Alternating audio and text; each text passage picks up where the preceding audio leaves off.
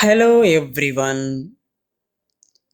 In last videos we have learnt about photosynthesis process and respiration process.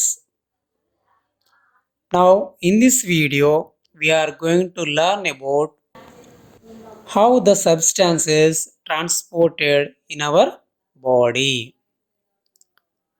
All the living organisms need nutrients, liquids, etc. for growth and maintenance of the body. All the organisms need to send these materials to all parts of their body, whether they are unicellular or multicellular organisms.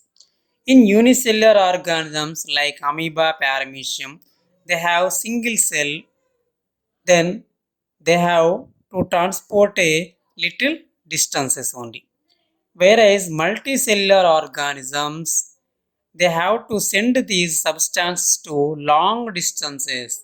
Example, plants, they have 100 feet high to transport these substances.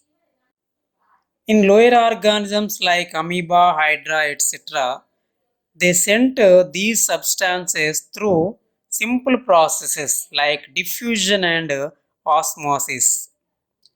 In higher animals, they have number of cells, billions and trillions in their body.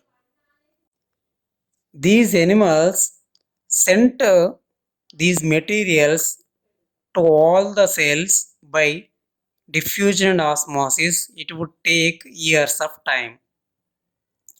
To avoid this delay, they needed a separate system which is transport these materials faster and more efficiently.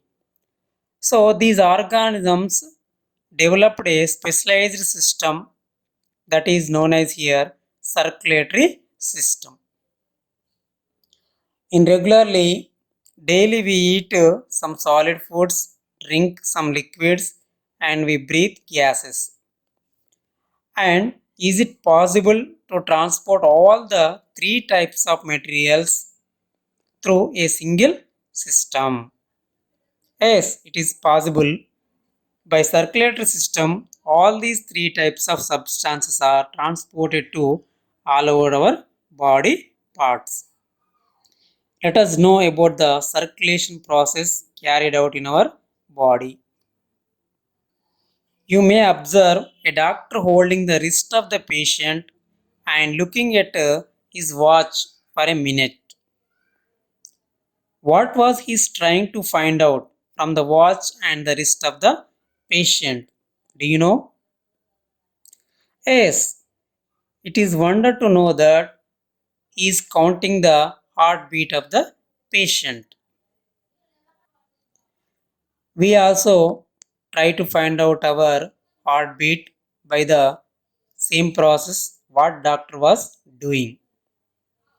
In this activity, keep your index and middle fingers on your wrist below the thumb as shown in figure. And what did you feel? You feel something pushing your fingers rhythmically up and down. And now count the rhythms which is called here pulse for a minute. And same place you stand up and jogging for a minute. And now again count the pulse for a minute. And take these two types of readings and record in the following table. Is the pulse rate same in both conditions? We see that pulse rate varies from person to person and situation to situations by these recordings of the table. So, pulse rate is not constant. Pulse rate is goes up when we are afraid or we excited. And also some other situations like running, climbing upstairs, we may observe some varies in pulse rate. So there is a relationship between the pulse rate and the heartbeat. Now let us try to find out more about this relationship, and we have to do another activity by making our own stethoscope. So we need a shut button and a matchstick.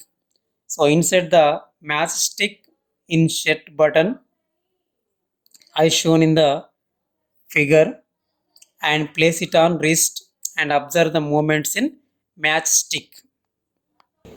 Matchstick shows rhythmical movements. In the following table, you may know about the pulse rates of different aged persons.